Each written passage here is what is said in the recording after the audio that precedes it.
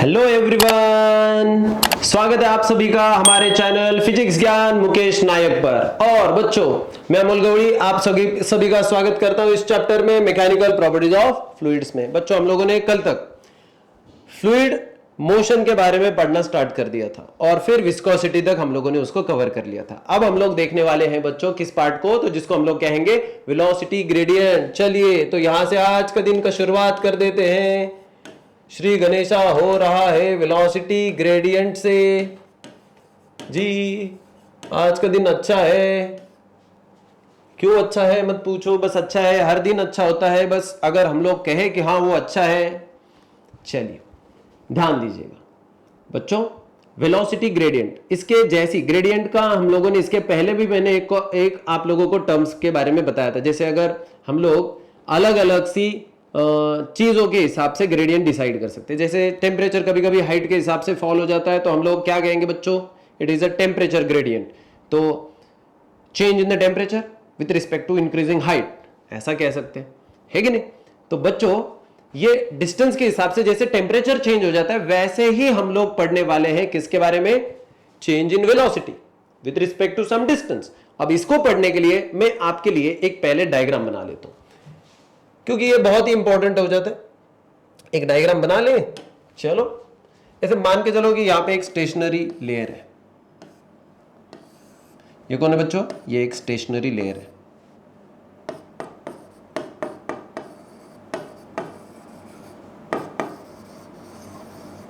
Okay बच्चों, अगर ये एक स्टेशनरी लेयर है, अब यहां से ऊपर हम लोग देखेंगे, समझो ऐसे एक नदी बह रही है, ऐसे मान के चलो कि एक स्ट्रीम लाइन फ्लो है, हल्के से उसमें से वो फ्लो करते चल रहा है। अब देखो, ध्यान दीजिएगा,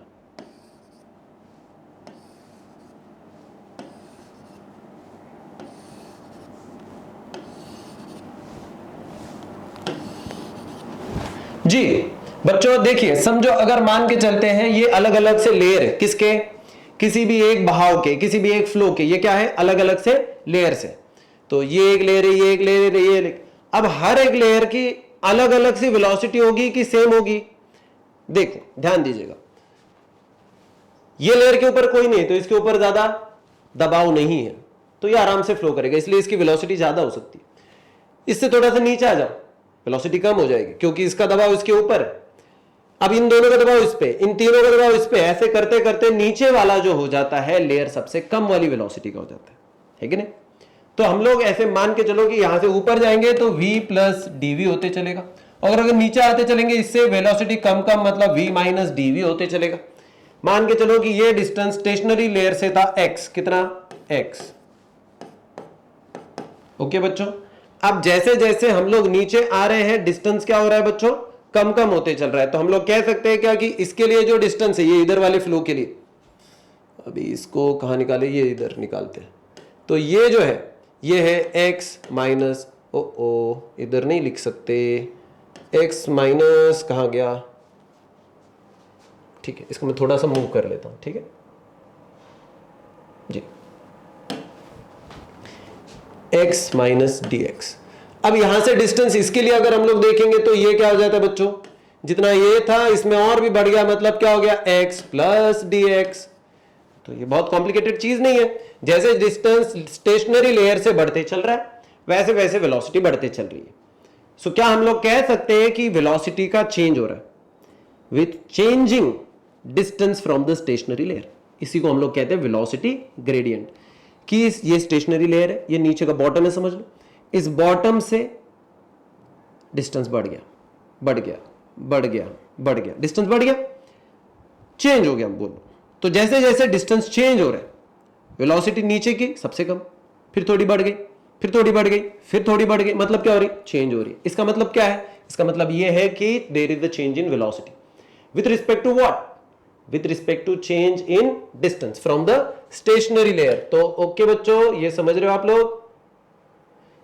चलिए, तो फिर अभी इसको थोड़ा सा और सही तरीके से हम लोग देख लेते हैं। चलो बच्चों ध्यान दीजिएगा। अभी मैं आप लोगों को ये चीज लिखवाने वाला हूं कि what is a velocity gradient. तो वेलोसिटी ग्रेडियंट को हम लोग कह सकते हैं it is the rate of change of velocity, it is a rate of change of velocity. Change in velocity को हम लोग डिनोट करेंगे डीवी से, करेक्ट है कि नहीं? लेकिन ये क्या, ये टाइम के हिसाब से चेंज हो रहा है क्या? नहीं। फिर किसके हिसाब से चेंज हो रहा है? ये डिस्टेंस के अकॉर्डिंगली हो रहा है, और इसलिए फिर हम लोग उसको कहेंगे with the distance change with respect to the distance. कौन सा डिस्टेंस? dx। कितना भी डिस्टेंस हो सकता है, लेकिन कहां से काउंट करेंगे? फिर ये डिस्टेंस कहां से काउंट करेंगे? इसको हम लोग काउंट करेंगे from the stationary layer. So measured from stationary layer, measured from stationary layer. Done done done done, खत्म। कितना आसान था। अब देखो, इसको छोटा सा पार्ट है, बस फॉर्मुलेशन तक पुट कर देते हैं। एक बेसिक चीज को अगर हम लोग देखेंगे तो ये देखो क्या कहता है। क्या हम लोग कह सकते हैं it is a change in rate of change of velocity, लेकिन किसके हिसाब से? With respect to change in distance. So DV by D X कौन हो गया बच्चों? ये हो गया वेलोसिटी ग्रेडियंट। तो वेलोसिटी ग्रेडियंट होता है DV by D X, change in velocity with respect to change in distance. Correct हो गया। सिंपल सी चीज है, बस सिंपल सी चीज को हम लोगों को सिंपल सी तरीके से समझना था। अब थोड़ा सा चीजों को देखो, पहले थियोरेटिकली पहले उसको समझो, फिर बाद में हम लोग उसके ही अगला जो है कोएफिशिएंट ऑफ विस्कोसिटी देखने वाले, जो कि इसके ऊपर निर्भर है। इसलिए हम लोगों ने इसको आज लिया है, अदरवाइज इसको कल ही खत्म कर सकते थे। इधर इधर इधर इधर इधर ध्यान दीजिएगा। नॉर्मली जो लिक्विड्स होते हैं, फॉर द लिक्विड्स मैं बात कर रहा हूं, विस्कस ड्रैग जो होता है, मतलब विस्कस फोर्स या कहो जिसके वजह से विस्कोसिटी लगती है, तो ये जो विस्कस ड्रैग होता है वो एक शॉर्ट रेंज फोर्स होता है, और जिसके वजह से, वो किसके वजह से होता है? जो मॉलिक्यूल और मॉलिक्यूल के बीच में कोहेसिव फोर्स है ना, ये इसको अट्रैक्ट कर रहा है, ये इसको अट्रैक्ट कर रहा है, ये आपस में अट्रैक्शन है। तो मॉलिक्यूल मॉलिक्यूल को अट्रैक्ट कर रहे हैं, जो एक शॉर्ट रेंज फोर्स है, उसके वजह से विस्कस ड्रैग ज्यादा होता है। लेकिन एयर के बारे में ऐसा नहीं होता। एयर में अगर देखोगे विस्कस ड्रैग बहुत कम होता है। किसके वजह से? उसके कोहेसिव फोर्स की वजह से। फिर किसकी वजह से ज्यादा होता है? होता यह है कि उसके पार्टिकल जो है ना, मोस्ट ऑफ द टाइम्स ये रैंडम मोशन में रहते हैं, जिसके वजह से होता यह है कि वो आपस में टकराते जाता है। सो दे कोलाइड टू मच। क्योंकि वो कोलिजन में आ जाते हैं तो इसलिए उनकी वेलोसिटी में डिफरेंस नजर आता है आपको। So there is a change in the velocity in the air also, but not due to the cohesive force. It's most responsible factor is what? Collision among the molecules. समझ रहे हो आप लोग? सो हम लोग कह सकते हैं विस्कस ड्रैग, मैं यहां पे कह सकते हैं, मतलब लिख ही देते हैं, ठीक है? चलो यहां पे मैं लिख रहा हूं विस्कस ड्रैग। तो ये विस्कस ड्रैग जो है ये किस में ज्यादा होगा? लिक्विड में। किसके वजह से होगा? लिक्विड में मोस्टली होता है उसके मॉलिक्यूल्स के कोहेसिव फोर्स की वजह से, कोहेसिव फोर्सेस की वजह से। और ये स्मॉल रेंज या शॉर्ट रेंज होता है, ठीक है? और मोस्टली इन द गैसेस, जब गैसेस में आप लोग देखोगे तो गैस में ये किसकी वजह से होता है? Due to the collision among gaseous particles या gas particles.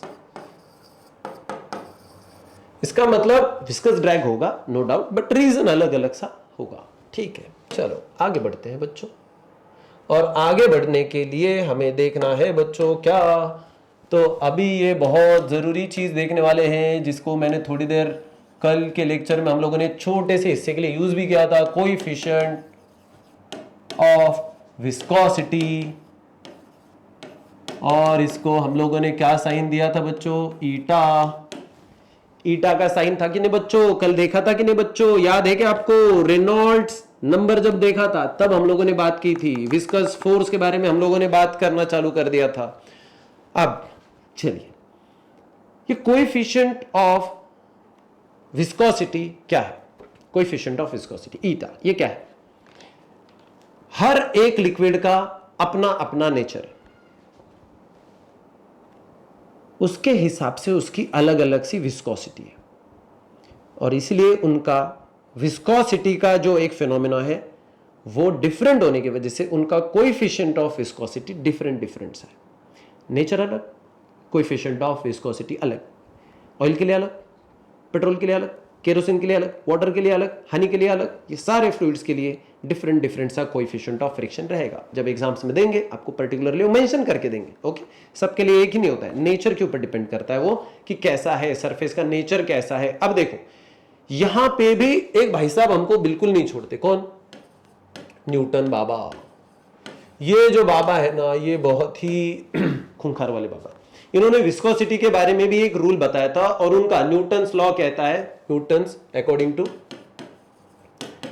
Newton's law of viscosity, viscosity का लॉ क्या कहता है? देखो, according to the Newton's law of viscosity. अब लॉ क्या कहता है वो सबसे इंपॉर्टेंट, उसको समझना बहुत जरूरी।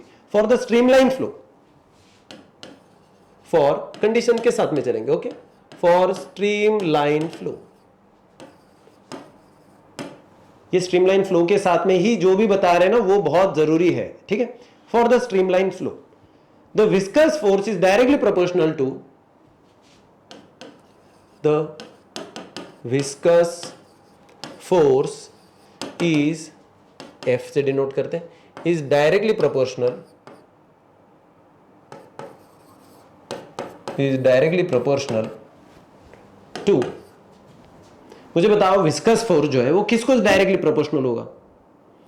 सबसे पहली चीज, जितना ब्रॉड अगर रिवर का ये रहेगा उसके हिसाब से विस्कोसिटी बढ़ेगी, मतलब एरिया ऑफ द लेयर, ये बहुत जरूरी हो जाता है, एरिया ऑफ द लेयर। तो हम लोग कहेंगे it is directly proportional to area of layer and area of layer and, और दूसरा कौन? अब भी जिसको देखा वो कौन? Gradient, velocity gradient and velocity gradient and velocity gradient. जो चीज हम लोगों ने वर्ड्स में बताई है, क्या हम लोग उसको फॉर्मुलेशन में पुट कर सकते हैं? बिल्कुल कर सकते हैं। देखो एफ ये है, कौन? कहां चला गया? ये है, ये है एफ। ये डायरेक्टली प्रोपोर्शनल है, किसको है भाई साहब? Directly proportional to area of layer, area of layer. और किसको है और directly proportional? dv by dx को, dv बाय dx को। इसको प्रोपोर्शनलिटी को अगर हटा देंगे तो f इक्वल टू हो जाएगा, और इक्वल टू आने के बाद में एक प्रोपोर्शनलिटी कांस्टेंट आ जाता है, और ये प्रोपोर्शनलिटी कांस्टेंट कौन है बच्चों? ईटा a dv बाय dx। ये हो गया हमारी इक्वेशन फर्स्ट। तो हमारा फोर्स जो विस्कस फोर्स है वो है ईटा ए, मतलब area of layer, into dv by dx, मतलब हमारा पोटेंशियल ग्रेडियंट। ये इतना एक छोटा सा फॉर्मूला आ रहा है, ये न्यूटन भाई साहब ने कहा था। ओके, सवाल ये है कि हमारा टाइटल क्या था? Coefficient of viscosity. ठीक है, तो इसको निकाल लेते हैं, उसमें कौन सी बड़ी बात है? क्या हम लोग कह सकते हैं therefore eta is equal to, अब ईटा को इधर रखो, ये दोनों को इधर लेके जाओ, सो ये फोर्स अपॉन, और ये दोनों इसको मल्टीप्लाई कर रहे तो उधर जाके डिवाइड कर देंगे, सो ए dv बाय dx। खत्म हो गया बच्चों। सो ये हो गया हमारा सेकंड फॉर्मूला, और ये हो गया काम तमाम। सो कोएफिशिएंट ऑफ विस्कोसिटी क्या होता है? तो वो होता है viscous force per unit area of layer per unit velocity gradient, है कि नहीं? अगर इसका SI यूनिट हम लोग जानने की कोशिश करेंगे तो इसका SI यूनिट है न्यूटन। अब इसमें थोड़ा सा यहां पे अगर हम लोग वैल्यूज को पुट कर देंगे ना तो आपको आसानी से ये चीज की वैल्यूएशन समझ में आ जाएगी। जैसे इधर मैं लिख रहा हूं ईटा के लिए फोर्स हम लोग न्यूटन में काउंट करते हैं, नो डाउट। एरिया है, एरिया मीटर स्क्वायर में काउंट होगा। डीवी, डीवी कौन है भाई? चेंज इन वेलोसिटी, वेलोसिटी होता है मीटर पर second divided by DX, distance, distance किस में होता है? मीटर में। अब देखो ये मीटर इनवर्स होके इसको मल्टीप्लाई करेगा और ये mm कैंसिल हो जाएगा, तो इधर बचेगा न्यूटन अपॉन, ये बचेगा ऊपर मीटर स्क्वायर और नीचे आ जाएगा सेकंड, यही सेकंड ऊपर जाके मल्टीप्लाई करेगा, सो ये बनेगा न्यूटन सेकंड पर मीटर स्क्वायर। तो ये क्या आ जाएगा? न्यूटन सेकंड पर मीटर स्क्वायर। ये है गया इसका SI यूनिट। और सीजीएस यूनिट जो है ना इसका, ये है पॉइज। तो सीजीएस यूनिट में मैं तुरंत इधर ही लिख देता हूं और फिर आप लोग इसको आराम से नोट डाउन कर लेना। इसका जो सीजीएस यूनिट है वो कौन है बच्चों? Poise, poise. तो कई सारे लोगों को पॉइज क्या है ये नहीं पता होता है, तो एकदम बेसिक सी चीज बता देता हूं कि पॉइज क्या है। वन पॉइज, कन्वर्जन बता रहा हूं, one poise is equal to 1/10 newton second पर मीटर स्क्वायर। कन्वर्जन फैक्टर भी लिख लेना। वन पॉइज कितना होता है? 1/10 न्यूटन सेकेंड पर मीटर स्क्वायर। खत्म। नोट डाउन करो, बहुत इंपॉर्टेंट चीज है, इसको हम लोगों को आगे यूटिलाइज भी करना है। ठीक है बच्चों, चलिए डन। वीडियो पॉज और राइटिंग स्टार्ट। और फिर हम लोग थोड़ी सी चीज को अभी देखते हैं कि ये किसी को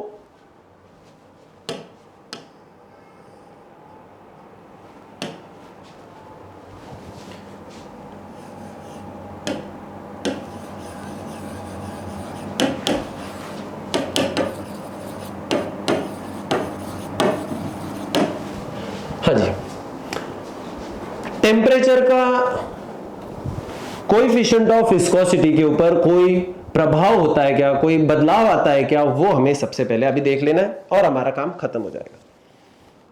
ध्यान दीजिएगा एक बार, ठीक है? आपका ध्यान अगर रहे तो ये चीजें बहुत आसान हो जाती है। तो चलो बच्चों देखते हैं अभी। अगर most of the liquid, for most of the liquids, for most of liquids, अगर मान के चलो कि टेम्परेचर जो है वो बढ़ाया जाता है, so if temperature rises the coefficient of viscosity, आपका ये जो कोएफिशिएंट ऑफ विस्कोसिटी, इसकी वैल्यूएशन डिक्रीज हो जाती है। ज्यादा से ज्यादा लिक्विड में क्या हो जाता है? कोएफिशिएंट ऑफ विस्कोसिटी कम हो जाती है। और टेम्परेचर जब बढ़ता है तो इसलिए वो आराम से फ्लो करता है। आप लोग नॉर्मली देख लो कि जब वो वाटर का फ्लो, क्योंकि पार्टिकल के बीच में क्या हो जाता है, टेम्परेचर बढ़ने की वजह से क्या हो जाता है, उसका कोहेसिव फोर्स कम हो जाता है, क्योंकि वो वाइब्रेशन बढ़ जाते हैं उनके बीच के। और काइनेटिक थ्योरी में पढ़ेंगे हम लोग, तो जिसके वजह से जो है ना फोर्स ऑफ अट्रैक्शन थोड़ा सा कम हो जाता है, जिसके वजह से फ्लो फास्ट हो जाता है। अगर आप लोग रिवर्स को देखोगे, कहा कि खास करके हिमालयन रिवर्स को, तो उनका फ्लो जो है ना कंपेरेटिवली थोड़ा सा स्लो होता है। स्लोप अलग फैक्टर हो गया, लेकिन मैं किसकी वजह से कह रहा हूं? टेम्परेचर की वजह से, इसलिए वो बहुत स्लोली बहेगी। उधर हिमालय में डेफिनेटली स्टीप स्लोप है, इसलिए आपको लगेगा कि कितनी, भैया बोल रहे थे कि स्लो है, अरे ऐसा नहीं। अगर सेम स्लोप पे अगर हम लोग दो वाटर ले लेंगे ना, सेम स्लोप है, अगर इधर ठंडा पानी ले लो और उधर दूसरा गर्म पानी ले लो, तो दोनों में वेलोसिटी का डिफरेंस नजर आएगा। जो ज्यादा गर्म है ना उसका फ्लो फटाफट निकल जाएगा, और वो जो है ना इसकी विस्कोसिटी जो है, जिसका टेम्परेचर कम हो रहा है, उसकी विस्कोसिटी, कोएफिशिएंट ऑफ विस्कोसिटी बढ़ जाएगी। समझे? सो ये हो गया मोस्ट ऑफ द लिक्विड्स के लिए। अभी कुछ गैसेस के लिए क्या हो जाता है? फॉर द गैसेस, जैसे ही टेम्परेचर बढ़ जाता है, temperature as the temperature increases, coefficient of viscosity increases. ऐसा क्यों हो गया? ऐसा इसलिए होता है जब भी टेम्परेचर बढ़ जाता है। देखो गैसेस के लिए कोएफिशिएंट ऑफ विस्कोसिटी जो होता है वो किसके ऊपर डिपेंडेंट है? मैंने पहले कहा था वो किसके ऊपर डिपेंड करता है, ना कि कोहेसिव फोर्स, लेकिन कोलिजन। जैसे ही पार्टिकल का टेम्परेचर बढ़ जाता है उसकी वेलोसिटी बढ़ जाती है, उसका कोलिजन बढ़ जाता है, जिसकी वजह से कोएफिशिएंट ऑफ विस्कोसिटी बढ़ जाता है। बेसिक लॉजिक, ठीक है? Basic logic. चलो बच्चों, अभी हम लोग देखने जा रहे हैं स्टोक्स लॉ।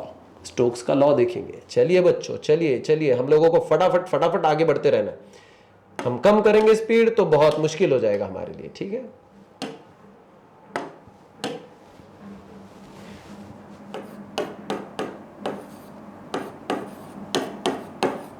स्टोक्स लॉ को समझो, बस लॉ को समझो, बाकी कुछ करना है नहीं।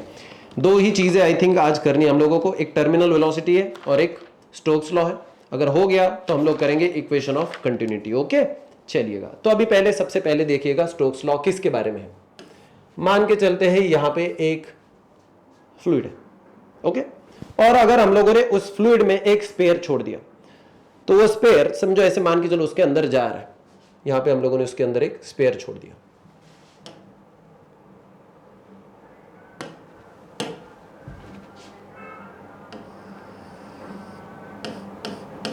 तो यहां पे एक सॉलिड स्पेयर है बच्चों, ठीक है?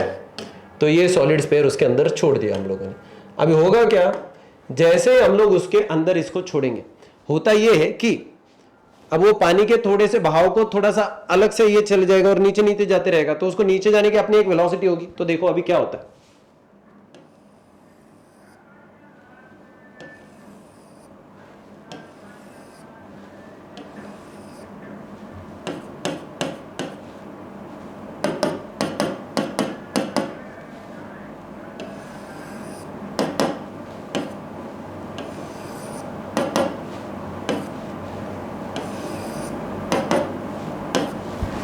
ठीक है बच्चों, कुछ इस तरीके से ये आ रहा है। ठीक है, अभी ध्यान दीजिएगा, होता यह है कि जब भी हम लोग किसी सॉलिड स्फीयर को जैसे इसमें कंटेनर में डाल देते हैं किसी लिक्विड के जिसकी डेंसिटी कुछ होगी रो, जिसका कोएफिशिएंट ऑफ विस्कोसिटी कुछ होगा ईटा, ऐसे इसमें अगर हम लोग उसको पुट कर देते हैं तो स्टोक्स का लॉ क्या कहता है, देखो थोड़ा सा ध्यान दीजिएगा बच्चों, यहां पे ध्यान देना बहुत जरूरी है। तो स्टेटमेंट देखो, विस्कस फोर्स Fv, यहां पे देखो लॉ क्या कहता है, विस्कस फोर्स Fv से डिनोट कर रहे हैं। ठीक है, ये जो विस्कस फोर्स है यहां पे वो acting on the sphere falling through the viscous medium is directly proportional, viscous force, अभी वो मैं बाकी का नहीं लिखूंगा, is directly proportional, is directly proportional, ये डायरेक्टली प्रोपोर्शनल है किसको, वो भी समझो। देखो ये जो स्फीयर है जो लिक्विड में से फ्लो कर रहा है उसका जो विस्कस फोर्स है Fv, ये डायरेक्टली प्रोपोर्शनल है किसको, to the radius of the sphere, firstly to the radius of the sphere, पहली चीज, दैट इज आर, बात करेंगे। ठीक है, sorry, and its velocity through the liquid, and its velocity through liquid, initial velocity कहेंगे हम लोग इसको, इनिशियल वेलोसिटी, सॉरी। ठीक है बच्चों, ये बहुत जरूरी चीज कह दी हम लोगों ने। And the coefficient of friction, and coefficient of friction, ठीक है, coefficient of viscosity, sorry friction का, हाँ जी। अब ये बहुत जरूरी पार्ट है जिसको आप लोगों को समझना है। देखो क्या है कि जैसे अगर हम लोगों ने किसी एक मेटालिक हो या वुडन हो या कोई भी ऐसा, अगर हम लोगों ने एक स्पेयर ले लिया और उसको अगर हम लोगों ने एक पानी में छोड़ दिया, तब देखो होता, पानी में मतलब कोई भी फ्लूइड हो सकता है, ठीक है, तो अगर हम लोग उसमें छोड़ देते हैं तो सबसे पहले इंपॉर्टेंट चीज देखो कि वो जब नीचे जाता है तो उसको एक फोर्स लगेगा, उसके ऊपर एक फोर्स लगेगा जिसको हम लोग क्या कहेंगे, विस्कस फोर्स। तो ये विस्कस फोर्स किसके ऊपर डिपेंड करता है, रेडियस ऑफ द स्फीयर। छोटा सा बॉल डालो, छोटा सा जिसकी रेडियस एकदम छोटा है उसको डालो, और एक बॉल बड़ा वाला डालो, क्या दोनों का विस्कस फोर्स अलग अलग नहीं रहेगा, अलग अलग रहेगा। जितना बड़ा बॉल उतना ज्यादा विस्कस फोर्स, जितना छोटा बॉल उतना विस्कस फोर्स कम, इसलिए वो डायरेक्टली प्रोपोर्शनल है, पहली चीज। दूसरा, इनिशियल वेलोसिटी, मैंने उसको आराम से छोड़ा, एक अलग बात होगी, लेकिन मैंने फास्टली छोड़ा, ज्यादा विस्कोसिटी लगेगी उसका, इसलिए विस्कस फोर्स जो रहेगा वो विस्कस फोर्स उस फ्लूइड की वजह से क्या होगा, ज्यादा रहेगा। जितने जोर से जाएगा उतना ज्यादा जोर से इसको क्या फील होगा, फोर्स फील होगा। याद रखना, जैसे आप लोग नॉर्मली, अगर मैं एक आपकी रूटीन लाइफ का एक एग्जांपल दे दूं आपको, समझो गाड़ी के ऊपर जा रहे बिना हेलमेट वगैरह, ठीक है, टू व्हीलर के ऊपर एकदम आराम से चलो, हवा फ्लो करती है नो डाउट, तो आपको जोर से हवा नहीं लगती है कि नहीं, लेकिन जैसे आपकी स्पीड बढ़ जाती है आंखों में पानी भी आ जाता है, ऐसी जोर जोर से हवा लगने लग जाती है, क्या हुआ, फोर्स बढ़ गया कि नहीं बढ़ गया, क्यों बढ़ा, आपकी वेलोसिटी बढ़ गई इसलिए। तो ये जो इनिशियल वेलोसिटी अगर ज्यादा होगी तो विस्कस फोर्स भी ज्यादा होगा। अगर सबसे लास्ट में कोएफिशिएंट ऑफ विस्कोसिटी, अगर कोएफिशिएंट ऑफ विस्कोसिटी ज्यादा है तो डेफिनेटली मतलब गाढ़ा अगर सब्सटेंस है, डेंसिटी अगर उसकी ज्यादा है तो कोएफिशिएंट ऑफ विस्कोसिटी ज्यादा रहेगी, तो नीचे जाने के लिए ज्यादा फोर्स लगेगा, इसलिए वो स्लोली जाएगा। इसका मतलब ये है कि हम लोग कह सकते हैं that the viscous force Fv is directly proportional to something, something what, दिया हुआ है, और दिया हुआ कौन कौन है हम लोगों को एकदम क्लियर है। एक है कोएफिशिएंट ऑफ विस्कोसिटी, दूसरा कौन है, रेडियस ऑफ द स्फीयर, और तीसरा कौन है, वेलोसिटी, इनिशियल वेलोसिटी, तो उसको हम लोग ले लेंगे v। अगर हम लोग इसको हटा भी देंगे, प्रोपोर्शनलिटी की जगह पे एक प्रोपोर्शनलिटी कांस्टेंट आएगा, और उसको जब इंपेरिकल फॉर्मूला के थ्रू, एक एक्सपेरिमेंट्स के थ्रू देखा था, वो 6 पाई वैल्यू आई थी। So Fv is equal to 6 pi eta RV। Formula याद रखो बच्चों, फॉर्मूले आने वाले हैं। हम लोग 12th स्टैंडर्ड का CET के बैचेस जैसे चालू है, उनमें अभी फॉर्मूला और उसके बेसिस पे ही कई सारे न्यूमेरिकल डेली बेसिस पे सॉल्व कर रहे हैं, ठीक है, मिशन बैच पे। वैसे ही आप लोगों को भी आगे चल के ऐसे ही मिशन बैच आपके लिए भी चलेगी, और फिर उस टाइम पे आपको ये फॉर्मुलेशंस बहुत जरूरी है। 6 पाई ये एक प्रोपोर्शनलिटी कांस्टेंट की वैल्यूएशन आ चुकी थी, जो एक इंपेरिकल उसकी वैल्यू थी, ओके बच्चों, जिसको हम लोगों ने कैलकुलेशन के साथ में ऑब्टेन किया गया था, ठीक है। तो ये हो गया हमारा स्टोक्स का लॉ। स्टोक्स का लॉ बहुत मुश्किल है कि बच्चों? बिल्कुल नहीं, बिल्कुल आसान है कि अगर कोई भी सॉलिड नीचे जा रहा है किसी भी फ्लूइड के अंदर से, तो उसके ऊपर एक विस्कस फोर्स लगेगा उस लिक्विड की वजह से। वो विस्कस फोर्स किसको प्रोपोर्शनल है बच्चों? सबसे पहले उसके रेडियस को, बड़ा रेडियस बड़ा विस्कस फोर्स। दूसरी चीज इनिशियल वेलोसिटी, ज्यादा स्पीड से जाएगा तो ज्यादा फोर्स एक्सपीरियंस करेगा। और सबसे लास्ट में कोएफिशिएंट ऑफ विस्कोसिटी, तो ईटा, जितने ज्यादा कोएफिशिएंट ऑफ विस्कोसिटी उतना ज्यादा विस्कस फोर्स। क्लियर है बच्चों? ठीक है बच्चों, चलिए इन सारी चीजों को आपको बेहतर तरीके से इमेजिन भी करना पड़ता है। अगर आप इमेजिन नहीं करोगे सही तरीके से तो फिर प्रॉब्लम आता है, ठीक है बच्चों। चलिए अभी और आगे बढ़ते हैं, और अभी अगला जो सेक्शन है हमारा वो है टर्मिनल वेलोसिटी। ये समझना बहुत जरूरी है। क्या बात कर रहा हूँ यार, मैं हर बार बोल रहा हूँ कि ये भी बहुत जरूरी है, वो भी जरूरी है। हाँ ठीक है,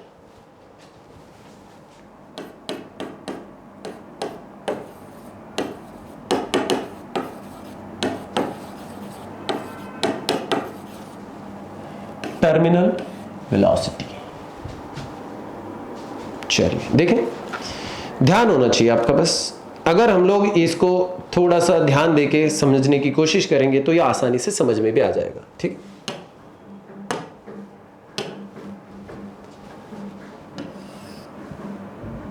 एक कंटेनर ले लो, कंटेनर में लिक्विड ले लो और उसमें एक बॉब डाल दो, ठीक है।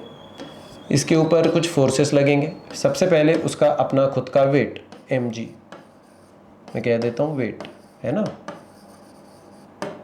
ठीक है। दो अपवर्ड फोर्सेस लगेंगे, एक रहेगा विस्कस फोर्स, है कि नहीं, जिसको हम लोग कहेंगे Fv। तो इसके ऊपर दो लग रहे, एक है विस्कस फोर्स,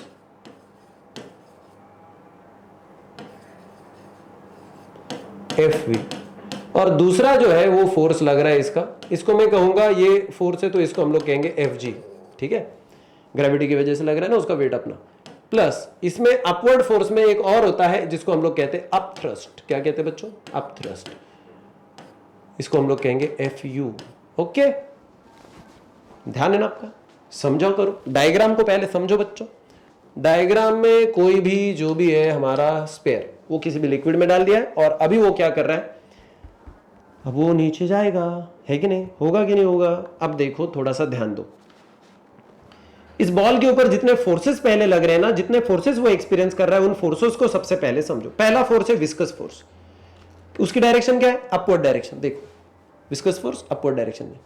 दूसरी चीज उसका अपथ्रस्ट जो है, नॉर्मली किसी भी वाटर में अपथ्रस्ट होता है अपवर्ड डायरेक्शन नॉर्मल फोर्स। मतलब कोई भी सब्सटेंस आप लोग डाल दो, जैसे अगर प्लास्टिक का बॉल डाल देते हो तो ऊपर रह रहा है, क्यों? क्योंकि उसका जो ग्रेविटेशनल फोर्स है उससे ज्यादा इसका अपवर्ड फोर्स है। जहाज भी उसी की वजह से तैरती है, कोई भी चीज उसी की वजह से होता है। उसको हम लोग एक और नाम से जानते हैं जिसको हम लोग कहते हैं बायोंड फोर्स, ठीक है। अपथ्रस्ट को ही आप लोग बायोंड फोर्स भी कहते हो, ठीक है। क्लियर है बच्चों? ये 9th स्टैंडर्ड का नॉलेज है बच्चों, अभी का नहीं है, ये इसको पहले ही समझ लेना चाहिए, ठीक है। चलो अब आगे बढ़ते हैं। अब जरूरी पार्ट को हम लोग समझने की कोशिश करते हैं। जैसे जैसे ये नीचे जाएगा इसके ऊपर, अब ये सारे फोर्सेस लग रहे हैं, राइट, लेकिन फिर भी ये नीचे जा रहा है कि नहीं? जा रहा है। इसका मतलब ये दोनों फोर्सेस देखो, ये डाउनवर्ड फोर्स है, ये अपवर्ड है, ये अपवर्ड है, ये एक दूसरे को डेफिनेटली अपोज कर रहे हैं, और फिर भी ये नीचे जा रहा है। इसका मतलब इन तीनों के वजह से एक नेट फोर्स होगा। सो नेट रिजल्टेंट फोर्स इसमें कितना होगा? F इज इक्वल टू, अब ये जो फोर्स है नेट रिजल्टेंट फोर्स जो है, ये किसके वजह से होगा ये हम लोगों को समझना है सबसे पहले, ठीक है। तो ये होगा ग्रेविटी जो नीचे खींच रही, डेफिनेटली जो बड़ी है इसलिए नीचे नीचे जा रहा है, माइनस, और इन दोनों का उसको अपोज हो रहा है, क्योंकि ये सब्ट्रैक्ट करेंगे ना। अगर समझो ये दोनों फोर्सेस नहीं होते तो फटाक से नीचे आ जाता। सो ये अपोज कर रहे हैं इसलिए वो स्लोली जा रहा है। तो कौन? Fv प्लस एफ यू। ओके बच्चों, F V plus F U. ये कौन है भाई साहब? ये रिस्पॉन्सिबल है initial increase in the velocity के लिए।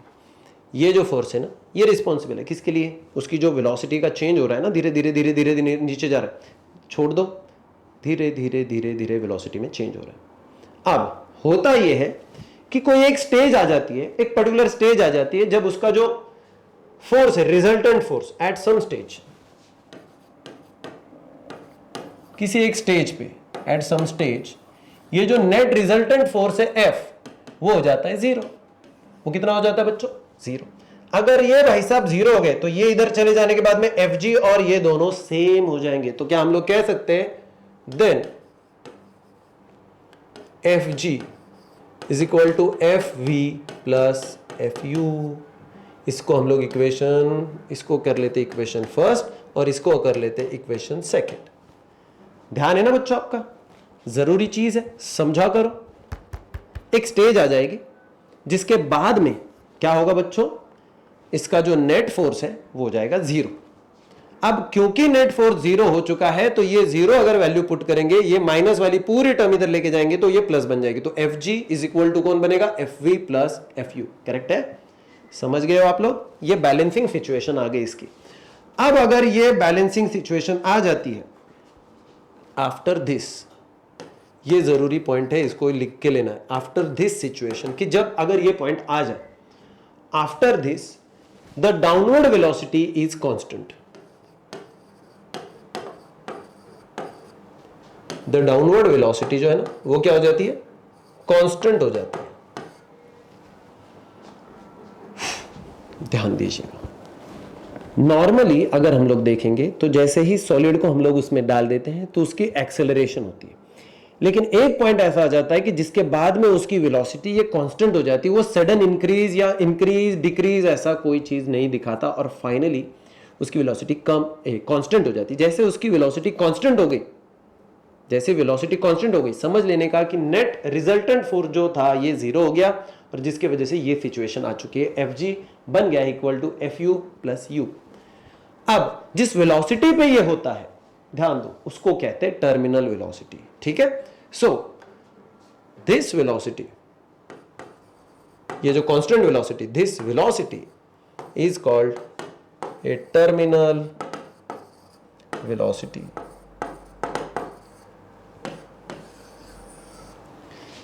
Important part, note it down, very very essential बेटा, कि टर्मिनल वेलोसिटी क्या है। ठीक है? चलो, ध्यान है ना आपका? पूरा ध्यान है ना? जरूरी पार्ट था, जरूरी पार्ट को खत्म कर लिया है। ये थ्योरेटिकल पार्ट है। थ्योरेटिकल पार्ट सिर्फ बोर्ड्स में। अब हम लोगों को देखने का है कि थ्योरेटिकल पार्ट छोड़ के जो इंपॉर्टेंट पार्ट है वो क्या है। ठीक है? चलो, होपफुली आप लोग नोट डाउन कर लो। ठीक है, चलो, सबसे पहली चीज इसको एक नोट कर लो। ये जो है ना, ये अप्लाई होता है कब? Only when flow is streamline. Streamline flow में जो वेलोसिटी होती है ना, सबकी कांस्टेंट होती है, तभी ये लागू होता है। अदरवाइज आप लोग बोलोगे कि इसको टर्बुलेंट फ्लो में वगैरह होगा, नहीं होगा। टर्बुलेंट फ्लो में ऐसा नहीं आता है। टर्मिनल वेलोसिटी टर्बुलेंट फ्लो में कभी नहीं आएगी। कब आएगी? सिर्फ स्ट्रीमलाइन फ्लो में। तो ये जो भी कंडीशन है ये उसी टाइम पे आ रही है। अब देखो, अब हम लोग इसी सिचुएशन को लेके एक इसका इक्वेशन लेके आएंगे कि हम लोगों को अगर आपको इसकी वेलोसिटी, टर्मिनल वेलोसिटी निकालनी है ना, तो ये कैसे आएगी। चलो फिर देखते हैं। इसमें कुछ टर्म्स को हम लोगों को देखना है। मैं एक बार वापस से डायग्राम को बना लेता हूं और फिर उसके बाद में हम लोग इसको कंटिन्यू करेंगे। ठीक है?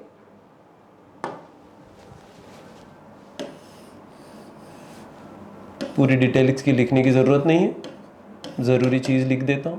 ये जो डाउनवर्ड फोर्स है ये है आपका एफ जी, जो कि उसकी वेट के इक्वल, और ये जो अपवर्ड वाले दोनों फोर्सेस है वो कौन है? एक है आपका एफ वी विस्कस फोर्स और दूसरा है आपका एफ यू, जिसको हम लोग कह रहे हैं बायोंड फोर्स, या इसको हम लोग कहेंगे आपका अपथ्रस्ट। ओके, चलिए अब हमें निकालने का क्या है बच्चों? इसकी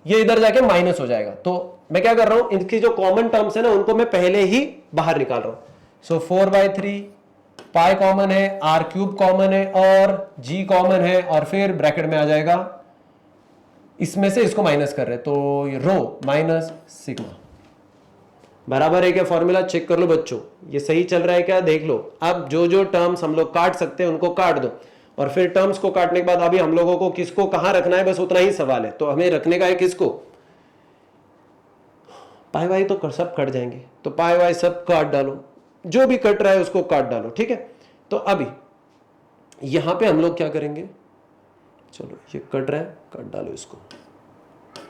अभी हम लोग एक काम करेंगे, हमें चाहिए v, तो v कौन बचेगा, देखो ये 4/3 अपनी जगह पे, ओके। ये पूरी जो टर्म है इसमें से ये इसको जाके डिवाइड करेगा, करेक्ट है ना। सो 4/3 पाई, पाई की वैल्यू अभी लिखने की जरूरत नहीं है, तो 4/3 क्या हो गया हम लोगों ने देखा, ठीक है चलो फिलहाल चलो पाई को कट करो या ना करो फिर भी चलेगा। 4/3 आर क्यूब कर लेते हैं इसको सीधा, अगर पाई को कट कर दिया है पहले ही तो मैं ये बता रहा हूं, अदरवाइज जरूरत नहीं पड़ेगी। तो चलो 4/3 आर क्यूब ये सिग्मा, ओके यहां तक हो गया। अब देखो हम लोग क्या करेंगे, इसको यहां पे रखेंगे, इसको इधर लेके जाएंगे। अगर ये इधर जा रहा है तो ये क्या हो जाएगा, डिवाइड करेगा, डिवाइड मतलब 1/6 ईटा इंटू आर, करेक्ट है कि नहीं। चलो भाई इसको सॉल्व करो, ये 2 3 हो जाएगा और ये 2 2 हो जाएगा, ऊपर बचेगा 2 और नीचे 3 × 3 9, सो ये बन जाएगा नीचे 2/9। सबसे पहले इसको ध्यान में रखो, हम लोगों ने नंबर्स को काट दिए और बचा हुआ जो भी टर्म है हम लोग उसको, अभी ये आर है नीचे, ये आर इसको काटेगा और इधर बचेगा आर का स्क्वायर, तो इधर बचेगा क्या क्या अभी देख लो, अभी सारी टर्म्स हमारे लिए क्लियर हो जानी चाहिए। तो 2/9 आ गया, आर का स्क्वायर आ गया, आर का स्क्वायर आ गया। उसके बाद में क्या आ रहा है, जी आ रहा है, और फिर इधर रह रहा है ये रो माइनस सिग्मा आ गया, और नीचे इधर इसका बचा है ईटा। तो बच्चों हमारा ये इक्वेशन आ चुका है, और यही इक्वेशन है हमारा क्या, टर्मिनल वेलोसिटी का इक्वेशन। सो टर्मिनल वेलोसिटी क्या है बच्चों, 2/9 R square G into bracket rho minus sigma upon eta. ये हो गया हमारा टर्मिनल वेलोसिटी का फॉर्मुलेशन, समझे बच्चों। ठीक है बच्चों, चलो ध्यान दीजिएगा, ये सारी चीजें अभी हम लोगों की क्लियर होनी चाहिए, यहां तक आ चुके हैं, क्लियर क्लियर क्लियर, ठीक है। चलो अब हम लोग इसी इक्वेशन को अगर ईटा के लिए लिखना चाहते हैं तो सेम, बाकी कुछ भी फर्क नहीं करने का, ईटा को इधर लेके जाके और इसको इधर लेके आने का तो काम हो जाता है। जैसे सेम फॉर्मूला बता रहा हूं मैं आपको, यही फॉर्मूला है, बस ईटा के लिए लिख सकते हैं। और ईटा इज इक्वल टू, देखो ईटा इधर भगाओ और इसको इधर लेके आ जाओ, ये v है ना, तो इसको इधर भगाए तो अभी बाकी की सारी टर्म जैसे कि वैसी 2/9 अपनी अपनी जगह पे, R square G rho minus sigma सब अपनी जगह पे, बस इधर ईटा की जगह पे v, ये एक दूसरे को इनवर्स ये आ जाता है, ये इसकी जगह पे ये इसकी जगह पे, खत्म हो गया। ओके बच्चों, इसको इक्वेशन सेकंड भी पुट कर सकते, done done done done done. अब ये हो गया आपके टर्मिनल वेलोसिटी, और अब हम लोग सबसे लास्ट पार्ट, आज के लास्ट पार्ट की ओर बढ़ेंगे, और लास्ट पार्ट है हमारा, ध्यान दीजिएगा,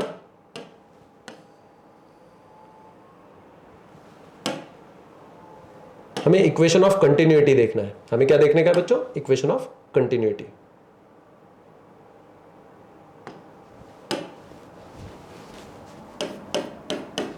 ध्यान है ना बच्चों आपका। सो अभी देखते हैं इक्वेशन ऑफ कंटिन्यूटी क्या है।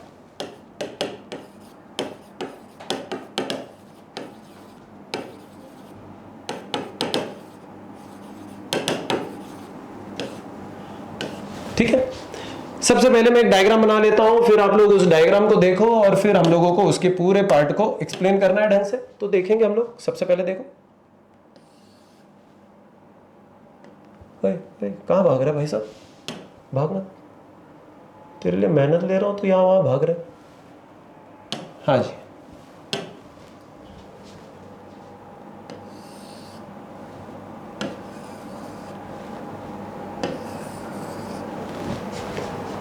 तो अरे क्या बात है भाई साहब, इसको क्या हो रहा है, थोड़ा सा रुको जी, इसकी वजह से बहुत टाइम पास हो जाता है कभी कभी। भाई साहब रुकने को ही तैयार नहीं रहते कभी कभी। अरे मैंने ये थोड़ा सा ढंग का नहीं बनाया, वैसे भी इसको थोड़ा सा हमें रब करना पड़ेगा, एक का एरिया बड़ा लेना पड़ेगा, एक का एरिया छोटा लेना पड़ेगा जी। अब ठीक है,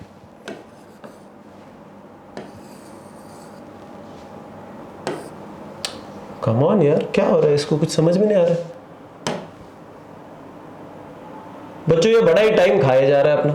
कभी कभी ये स्क्रीन्स को भी क्या हो जाता है पता नहीं, अचानक से कुछ तो ये बौखला बौखला जैसी हरकतें करने लग जाता है। ठीक है चलो ध्यान दो बच्चों, यहाँ पे हम लोगों को अभी सबसे पहले धीरे धीरे से कुछ चीज़ों को समझना है। सबसे पहले डायग्राम को ढंग से निकाल लेते हैं। इसके मैं नाम अलग अलग से पेन से दे देता हूँ यहाँ पे, फिर आपको थोड़ा सा यहाँ पे ध्यान भी रहेगा। ओ ओ ओ ठीक है, हो रहा है बच्चों, थोड़ा सा बस एक आखिरी पार्ट है, इसके लिए पेशेंस रखो बच्चों। ये ए है, ये A1 है, ठीक है। ये EFGH है, ये EFGH है, ठीक है। ये PQRS है, ये PQRS है, ठीक है। ये है आपका B, ये है आपका A2, ठीक है बच्चों। और फिर काम खत्म। ये जो है ये एक डिस्टेंस है जो निकलेगा, इसकी velocity that is a V2 into delta T, और ये निकलेगा वेलोसिटी इंटू डेल्टा टी। ये एक डिस्टेंस कवर कर रहा है, ठीक है। ये वो डिस्टेंस है, ये भी एक डिस्टेंस है, ठीक है। चलो ये आ गया हमारा बच्चों। अब यहाँ पे हमारा एक चीज को पहले समझ लो कि हम लोग पढ़ना क्या चाहते हैं। सबसे पहले तो इक्वेशन ऑफ कंटिन्यूटी क्या है। समझो, मान के चलो कि समझो एक पाइप है लेकिन उसकी डायमीटर सेम नहीं है। अगर उसकी डायमीटर सेम नहीं है तो बच्चों होगा क्या कि जहां पे डायमीटर कम होते चलती है ना, वहां पे वेलोसिटी बढ़ जाएगी। समझ रहे हो ना मेरी बात, वहां पे वेलोसिटी बढ़ जाएगी। To maintain a flow, to keep going with the flow, तो स्टेडी फ्लो को मेंटेन करने के लिए खास करके ये तब होता है जब हम लोग किसी भी फ्लूइड को कंसीडर कर रहे हैं और वो फ्लूइड कैसा है, इनकॉम्प्रेसिबल है, ठीक है। तो हम लोग कंसीडर कर रहे हैं एक इनकॉम्प्रेसिबल फ्लूइड है जो एक स्टेडी फ्लो में, ठीक है। ये कैसा है, इनकॉम्प्रेसिबल। इनकॉम्प्रेसिबल का मतलब समझते होंगे आप लोग, जो कॉम्प्रेस नहीं होता प्रेशर की वजह से, ठीक है, जिसका डिस्टेंस मॉलिक्यूल के बीच का डिस्टेंस कम नहीं होगा, ठीक है। चलो, और ये एक स्टेडी फ्लो में है। चलो अब देखो, अलग अलग पॉइंट पे अलग अलग सी वेलोसिटीज होंगी। ध्यान है ना आपका, इधर पूरा ध्यान रखो बच्चों, पूरा का पूरा ध्यान। देखो यहां पे मैं देखूंगा तो यहां पे वेलोसिटी सेम होगी, लेकिन यहां की वेलोसिटी और यहां की वेलोसिटी अलग होगी। देखो इसलिए हम लोगों ने यहां की वेलोसिटी ले ली है V1 A1 पॉइंट पे, और A2 पॉइंट की वेलोसिटी ले ली है A2 की V2 और A1 की V1। ये समझ लो पहले, ठीक है। दो दो अलग पॉइंट की अलग अलग सी वेलोसिटी है। अब देखो बात यह है कि जब भी कभी पार्टिकल नैरो पार्ट में चला जाता है, मतलब पार्टिकल यहां से नैरो पार्ट में घुस रहा है, अब ये नैरो हो रहा है ना, मतलब इसका एरिया ऑफ क्रॉस सेक्शन कम हो रहा है, तब उसकी वेलोसिटी फास्ट हो जाती है, ठीक है। तो क्या हम लोग कह सकते हैं कि particle moves faster in the narrow parts, particle moves faster, fast जाते हैं, फास्टर इन नैरो पार्ट। जहां पे नैरो पार्ट आ जाता है वहां पे वो फास्टर आ जाते हैं। उल्टा भी कह सकते हो, जैसे ही पार्ट ब्रॉड हो जाता है चैन की सांस आ जाती है, वो आराम से चलता है। इसलिए कई बार हम लोग ज्योग्राफी में भी ये पढ़ा देते हैं कभी कभी।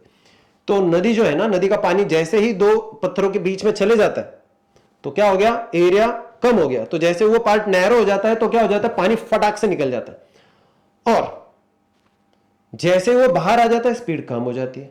समझ रहे हो आप लोग, तो स्पीड बाहर आने के बाद में वो स्लो डाउन हो जाता है क्योंकि वाइडर एरिया आ जाता है। ओके बच्चों, अब देखो इसको थोड़ा सा सॉल्व करने के लिए आप लोगों को कुछ चीजों को देखना पड़ेगा। यहाँ पे A1 जो है वो एक एरिया ऑफ क्रॉस सेक्शन है जहां से वाटर जा रहा है।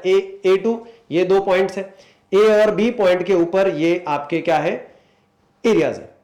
अब यहां से लेके यहां पे एनक्लोज्ड एरिया ले लेंगे हम लोग।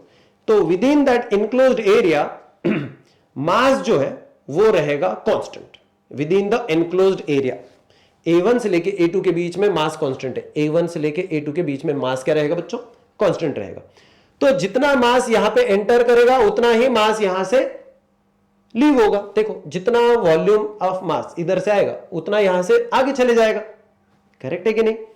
सो यहां से एंट्री होना और यहां से एग्जिट होना, दोनों का मास सेम होना चाहिए। सो क्या हम लोग कह सकते हैं, लेट A1 एंड A2, मैं ज्यादा डिटेल्स में उसको लिखूंगा नहीं, हमें फॉर्मूला तक सीधा पहुंचना है, जल्दी जल्दी से पहुंचना है बच्चों, इसलिए मैं ज्यादा उसकी डिटेलिंग्स नहीं लिखूंगा। ये है at A and B respectively. Okay बच्चों, ज्यादा लिखने की जरूरत नहीं बच्चों, अभी पहले समझने की कोशिश करो इसको।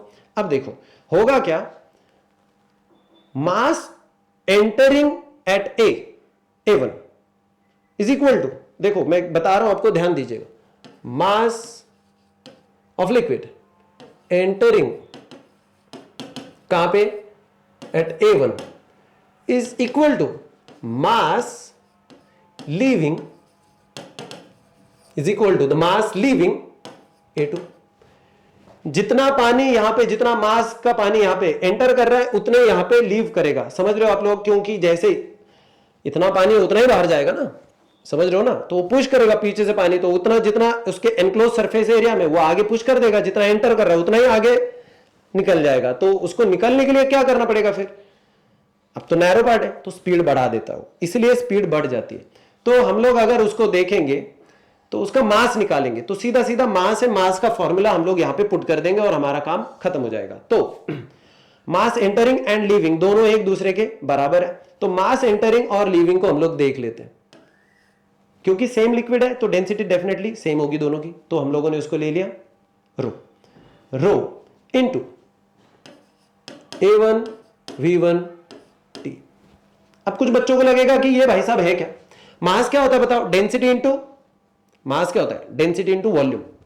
अब देखो मुझे निकालने का है फॉर ये एंटरिंग A1, ये जो अभी है ये यहां पे जो हम लोग चेक कर रहे हैं, तो ये कितना आएगा, तो समझो पहले हम लोगों ने इतने ही एरिया के लिए देखा और फिर ये एरिया का देखा, दोनों का मास सेम होना चाहिए।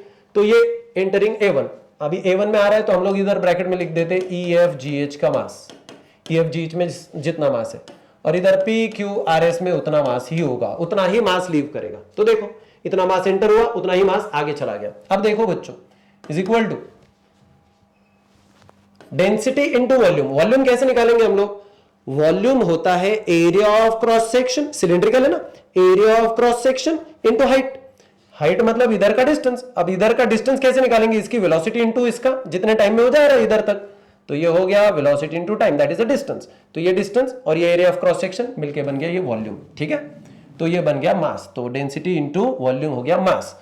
अब ये मास लीविंग कितना होगा बच्चों, डेंसिटी तो दोनों की सेम है, लेकिन इधर का A2 V2 into delta T, correct है क्या, डेल्टा टी ले लेते, इधर भी delta T, with in the same time हम लोग बात कर रहे थे। ओके चलो, अब अगर इन दोनों को हम लोग इक्वेट कर रहे हैं, रो रो कैंसिल हो रहा है, डेल्टा टी सेम है, कैंसिल हो रहा है, बचेगा क्या finally, A1 V1 is equal to A2 V2। A1 V1 is equal to A2 V2, इसका मतलब AV कैसा है, कांस्टेंट है, दोनों भी सेम है, इसका मतलब हम लोग कह सकते हैं कि इधर AV कांस्टेंट है बच्चों, AV कांस्टेंट है, AV कांस्टेंट है, A for area of cross section, V है velocity, with in that cross section area जो वेलोसिटी की वजह से जाएगा, तो दोनों के लिए वो सेम होगा, उनका प्रोपोर्शनलिटी, उनका प्रोडक्ट सेम होगा, समझ गए। तो ये जो है ना, इसको हम लोग कहते हैं कंटिन्यूटी। तो क्या हम लोग कह सकते हैं इसको A इंटू V जो है, इसको हम लोग ऐसे भी तो कह सकते हैं, it is equal to volume पर यूनिट टाइम जो है, तो वो रहेगा। तो हम लोग ऐसा कह सकते हैं क्या कि AV is equal to volume पर यूनिट टाइम, वॉल्यूम पर यूनिट टाइम, कितना वॉल्यूम जा रहा है इतना वॉल्यूम जा रहा है, इतना वॉल्यूम कितने टाइम में, इतने ही टाइम में, सेम टाइम में, तो हम लोग इसको कह सकते हैं, वो तो कांस्टेंट है आपका, ठीक है। और उसी तरीके से इसको हम लोग कहते हैं वॉल्यूम रेट फ्लो। तो वॉल्यूम रेट फ्लो उसका अगर देखेंगे तो वो सेम है, वॉल्यूम रेट फ्लो कैसा है बच्चों, सेम है, ठीक है। और अगर हम लोग इसी को कहेंगे तो थोड़ा सा ध्यान दीजिएगा, वॉल्यूम रेट फ्लो को देखते ही जितना मास भी उधर जा रहा है, वॉल्यूम तो जा रहा है, उतना ही मास जा रहा है, तो इसको हम लोग कह सकते हैं वो एक तरीके से मास फ्लक्स है, dm अपॉन dt भी कहते हैं उसको, ठीक है। लेकिन अभी इतना काफी है, ठीक है। सो होपफुली आप लोगों को ये चीजें समझ में आ रही है बच्चों। और इसका बस एक लास्ट वाला सेक्शन हमारा बचा है, तो कल के लेक्चर में वो खत्म हो जाएगा और फिर हमारा चैप्टर पूरे तरीके से खत्म हो जाएगा, पूरे तरीके से। इसके कुछ इन टेक्स्ट न्यूमेरिकल से मैंने आपको पहले ही कहा था, वो ले लो। बाद में हम लोग सिर्फ न्यूमेरिकल्स के लिए कई सारे सेक्शन चलाएंगे, ठीक है।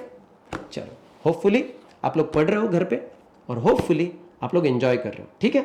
चलिए बच्चों, bye bye everybody, keep coming on physics Gyan Mukesh Nayak with Amol भैया। Bye bye.